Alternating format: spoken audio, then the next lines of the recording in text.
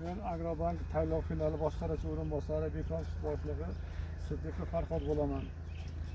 Bir kontrakt bir mahsulot tamoyili asosida Samarqand viloyati Tayinlov tumani Vorsin mehridan 41-42 sonli kontrollarda amalga oshirilgan ishlar bo'yicha bu yerdagi vakuum knopka jihozi 12 maydonda ekilgan.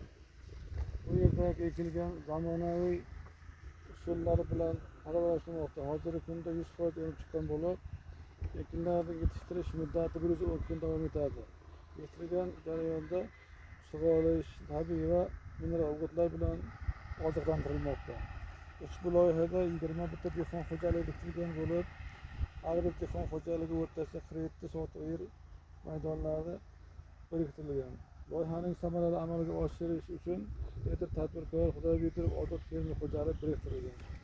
Ushbu loyiha bo'yicha har bir gektarda 12 tonna, jami 120 tonna hosil rejalashtirilgan. Mazkur ekinni yetishtirish o'rgandan so'ng ikkinchi kengash unumdorli ekinlardan kartoshka ekilib, har bir dehqon xo'jaligi birinchi, ikkinchi mahsulotdan o'rtacha 115-130 million daromad olishi rejalashtirilmoqda.